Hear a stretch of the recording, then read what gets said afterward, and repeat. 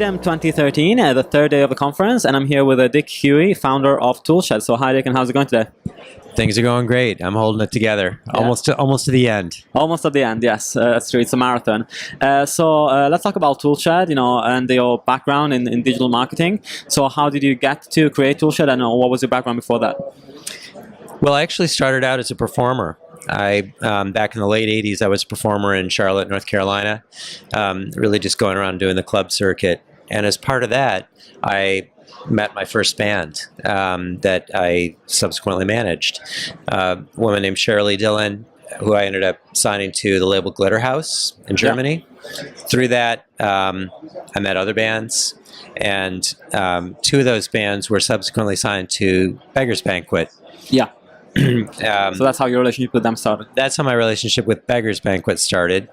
And Beggars had opened a U.S. office and was getting ready to put out the first record of the second band that I'd signed to them when the marketing guy quit.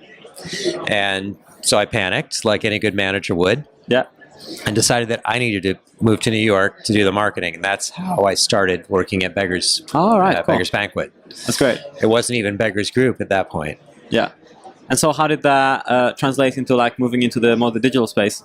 So we had about a year after I got there, I started out in marketing. I did radio promotions, a few other bits and bobs. And we started doing a meeting that happened once a month with all the department heads for the various labels that were part of Beggars Group at the time. And about 9 months in, the chairman suggested that we should start a new media department and asked if anybody wanted to volunteer. And I shot my hand up. At least that's what I recall. He might remember it differently, but I think I remember volunteering for it pretty quickly. Yeah. And nobody else did.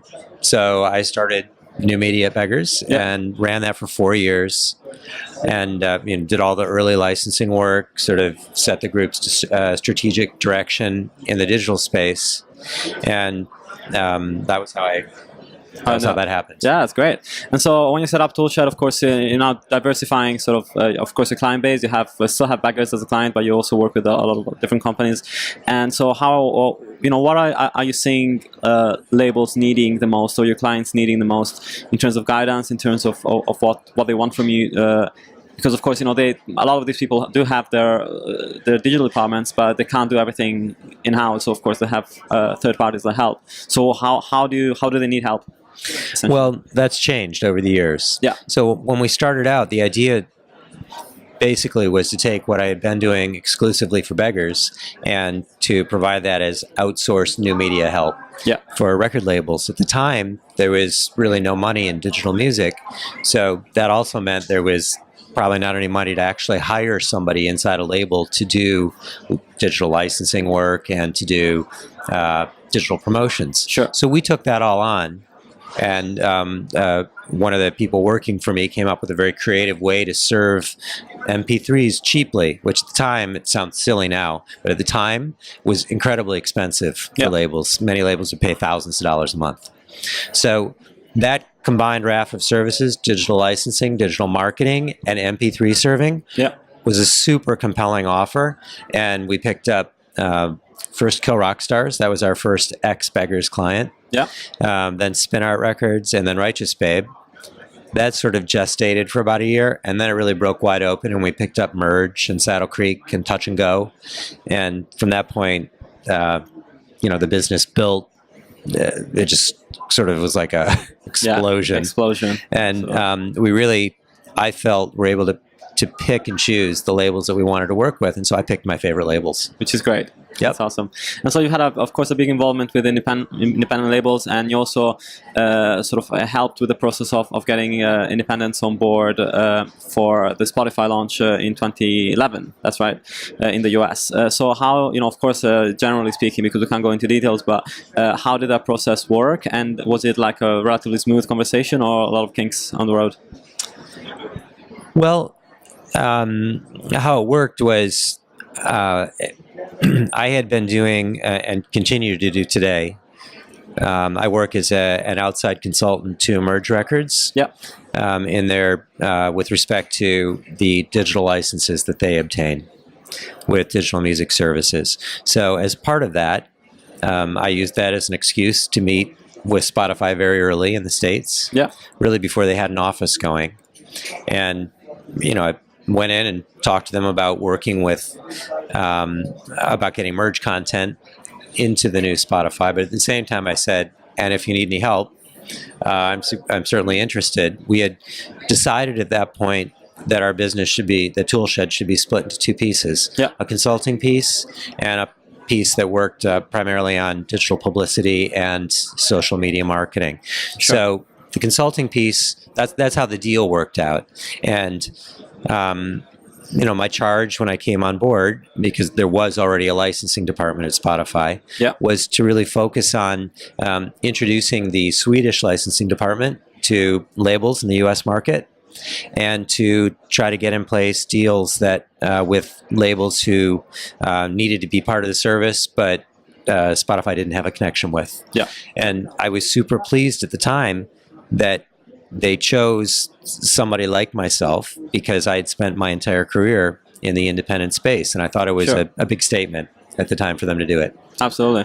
And talking about the independent sector, you're also involved with A2IM. And can you talk a little bit about the organization? Because, of course, they have a fairly big presence here in Midem, but not necessarily everybody will know exactly what they do or what it entails.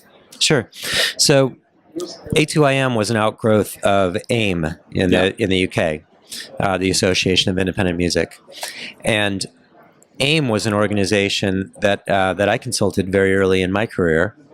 And because of my relationship with Beggars Group and also with Martin Mills, who was really the key driver behind AIM, I started a group of new media people in the United States, an informal group, Independent New Media Professional Association. And from the roots of that, AIM was able to draw on, or was able to create a similar kind of thing in the United States, which became A2IM, the American Association of Independent Music. And when that organization started under Don Rose, I consulted them and suggested ways to get that moving. And have been really pleased to continue on the new media committee since the inception of that organization. And of course, the organization has gotten huge at this point under the leadership of Rich Bengloff. And much more tightly involved as well with Sound Exchange. Of course. Rich is a Sound Exchange board member, and I, up until this year, have been a Sound Exchange board member on behalf of Matador Records. Absolutely. And so let's talk about what excited you here at Midem. There's so much stuff happening in the digital tech space, and so many interesting companies are expanding into music, or making strides, even if they're not necessarily music focused. So is there anything in particular that you've seen that you got excited about, or either a company or a panel that got your thoughts going? Well, to be honest, I've been running around so much doing meetings, of course, that I have not seen as many panels here as I would like to see. Me neither. Plus, I had two of my own to do. So a lot of preparation work. Absolutely. But I would just say two things about that. I would say, first of all, I've heard a bit in the press about Midem attendance declining, and I have to say this has been the most valuable Midem that I've come to by far. Wow.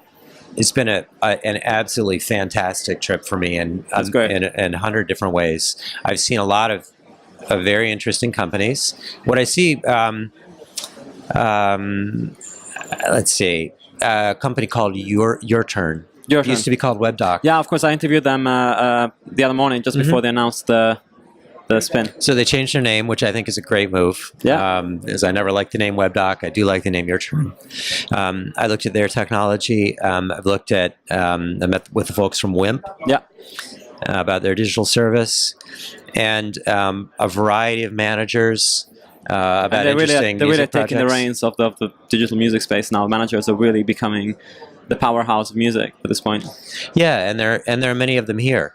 And managers that I know, managers that I don't know, and we we're a fairly international company. I mean, most of our marketing efforts are in the United States, and our social media outreach efforts are in the United States. But last year I went down to Big Sound and going global in New Zealand and Australia, and from that, we started reaching into the Asia Pacific area to do marketing campaigns, and some of those people are here. Yeah, that's great. So it makes it a great place for me to come. That's awesome. Well, anything you'd like to plug in terms of like your website or direct people to find more about your work? Sure. www.toolshed.biz. Yeah. We're a specialist. We don't work with a huge number of projects at once. And really our focus right now is kind of split between online marketing and between social media growth and optimization. We've had some great successes this year, and I hope they continue. That's great. Well, thanks for your time. Thank you very much for this.